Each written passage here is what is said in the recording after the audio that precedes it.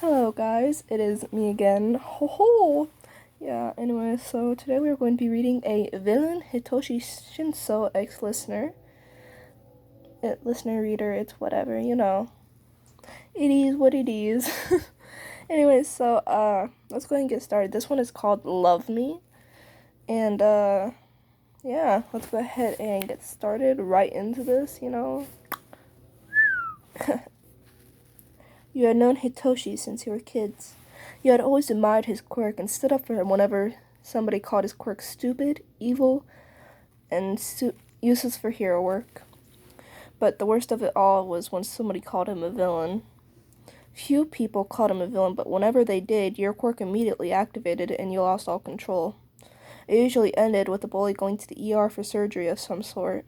Your quirk was elements. You could control the 4 elements: earth, water, fire, and air. Hitoshi always said that you had a better quirk by far, but you always disagreed. When you two enrolled into UA, you were both angry with one thing. Hitoshi had gotten to Class 1C, just barely missing the hero course. You, on the other hand, got Class 1A, which you tried to switch classes with Hitoshi, but he and the school didn't allow it. You felt terrible because you felt that he deserved it more than you, but he always disagreed with you. The first quarrel that you two had gotten in was at the sports festival. Hitoshi felt that a classmate of yours, Izuku Midoriya, had it easy because he was All Might's favorite, and that's why he won against him. You disagreed with him, but he brought up the fact that you had no place to say anything because you had gotten second place by beating Shota Todoroki and losing against Kasi Bakugo, who felt that you didn't even try.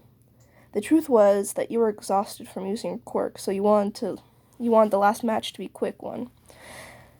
Everyone knew that you could have easily beaten Katsuki, but they were dumbfounded when he won. Hitoshi kept on pointing out ways that you were better than him and that you wouldn't understand him, and especially how he felt being called terrible things. Little did he know that you got a lot of backlash for sticking up for him. You just never told him so. You two ended up getting in a yelling match, getting in each other's faces, when all of a sudden you stopped mid-sentence and tensed up. Hitoshi had never used his quirk on you before, so actually experiencing it was terrifying. He glared at you and said, You will walk back to your dorm and stay there. He knew that he had no saying in if you stayed there or not, but you would at least get to the dorms. You felt your body involuntarily move away from Hitoshi and towards your dormitories. You didn't want to leave yet. You still had quite a bit to say to him, but you couldn't just use your quirk to get out of this like Izuku could. You walked past your classmates who thought that you were just exhausted from the sports festival and weren't talking to anybody. When you got to your room, the quirk effect wore off and you had control again. But instead of marching over back to Hitoshi, you decided to get some sleep. You realized after cooling down that you're actually exhausted. The next fight that you and Hitoshi had was during Christmas break when he saw you kissing your boyfriend Kirishima under the mistletoe. Kiri tried to calm Hitoshi down, but to no avail.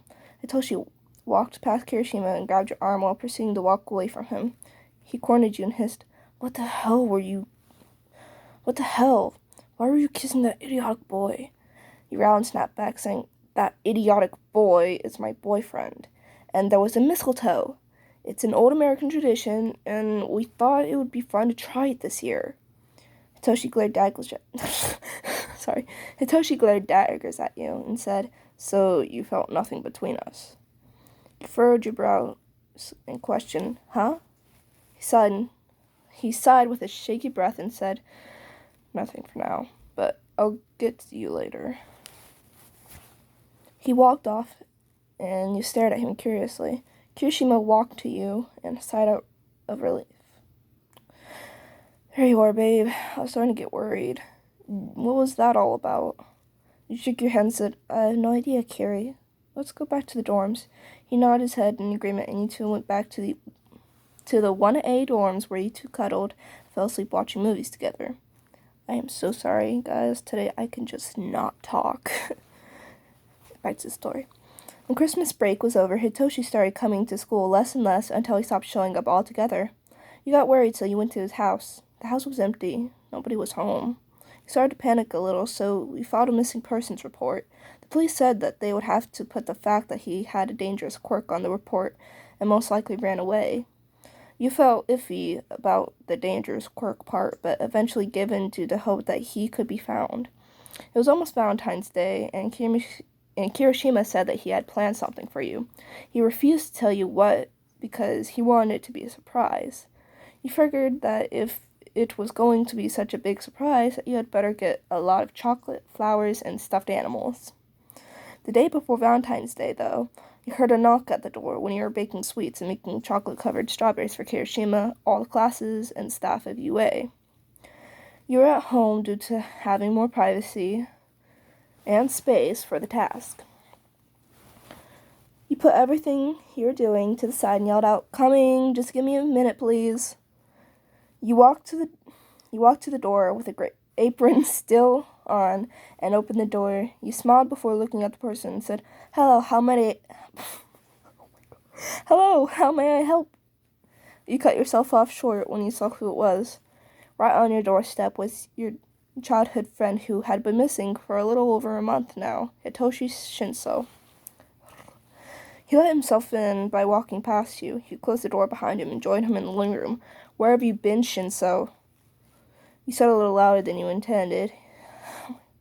He looked up at you and somehow looked even more tired than when you saw him last time. "Oh, Shinso," you cried out in worry when you saw that he had bruises on his face and neck. He chuckled and said, Are you going to talk, or are you going to let me talk, or are you just going to worry about me?" In a raspy voice. You practically sprinted to your faucet to pour a glass of water and ran back to him. He simply smiled and accepted the glass of water. He took a long drink, emptying the glass, and he stood up to get some more. He put his hand and shook his head. He sat back down and he started talking. "I was busy." He started to look...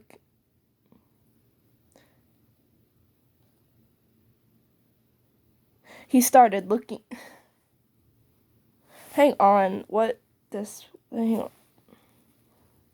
It says he started, you looked at him and said...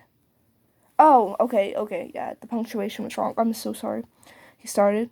You looked at him and said, "Busy with what, street fighting?" He looked and said, "No, but close." He glanced at you, expecting you to say something, but when you didn't, he sighed and continued, "I've been working with the League." You felt yourself stiffen. "The League? As in the League of..." He cut you short and said, "Villains." "Yeah." You felt your body tremble in a mix of emotions, betrayal, confusion, anger, and hurt. Heavy silence fell upon you two, and you stood up to walk to your room. Hitoshi grabbed yours and begged, "Please, don't go." You looked back at him and said in a cold voice, "You can go, or you can stay the night sleeping on the couch." You yanked your wrist away from his hand and walked towards the kitchen, remembering your baked goods in the oven. You heard nothing from Shinso for a while and finished up with the strawberries and baked sweets. You put them in the fridge to keep them fresh for tomorrow. Little did you know Shinso was boiling with anger and sadness, both because you didn't accept him for how he was. He knew that you just needed a little convincing. He waited for you to say goodnight patiently in the living room. You walked out of the kitchen and said, "Sleep what?" Your body tensed up, and you knew why. Shinso was using his quirk on you. He walked up to you and hugged you while whispering, "Now I'll never let you go. You can accept me for how I am as a man and villain. We'll always be together until our last breaths. I'll take you away from this cruel, selfish, dirty world that we live in and lock you away into a paradise of our own, like the ones that we used to talk about when we were kids, but better." You felt tears go down your cheeks because you felt helpless. You couldn't even move. 3 months later. This was your 6th attempt to escape, and this time it wasn't just Hitoshi chasing you. The whole league was searching for you. They had grown fond of you over time, and every once in a while they would come visit you in your room to talk. You ducked into an alley and heard Dobby sprint by calling your name like an owner would to a lost puppy. But you weren't a puppy, and as far as you were concerned, you didn't have a master. You started to calm your breathing when you heard when you felt someone hug you from behind and whisper in your ear, you had to stop running from fate, from me. We're meant to be together and you just have to accept it. It was Hitoshi. You started to fight him, but he binded your hands behind your back. Not even a few seconds after doing so, you heard another familiar voice.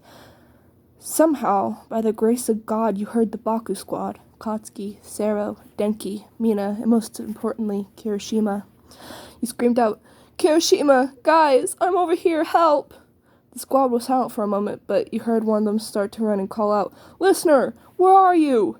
You barely got out another scream before Hitoshi covered your mouth, but it was too late. Katsuki rounded the corner into an alleyway and called out to the others, "She's over here!" Not even 2 seconds went by until the whole Baku squad was at the other end of the alleyway. Hitoshi cursed under his breath before warning, "The League is nearby. I hope you know. Just walk away, and this will all be over. You guys, just forget about Listener and I, and we'll forget about you guys." The whole squad glared at Hitoshi and Kirishima growled, "No. You took away something that made us happy once. You won't be able to do it again." The whole squad attacked Hitoshi and got him into restraints. The squad got you into the hospital to check for injuries, and they turned Hitoshi into the authorities. By the next week, Hitoshi was put into a mental ward, and you got out of the hospital. You had no physical injuries other than exhaustion. They warned you that you might have PTSD, though, from the incidents that took place while in captivity. 2 years had passed, and you hadn't visited Hitoshi once in a mental ward. You were engaged to Kirishima and were close to graduation from UA to become a pro hero. It was close to your rescue anniversary, and some would be traumatized from such an event, but you and the Baku squad got together and celebrated with a party. You were baking cake while listening to the news when you heard something that caught your attention. Attention, attention! A mental patient and recent villain Hitoshi Shinso has escaped the Sangul mental facility earlier this morning. We advise to stay indoors while pro heroes search for the villain. They showed his picture on the TV screen and said, "If you see this man, call the authorities immediately and stay inside.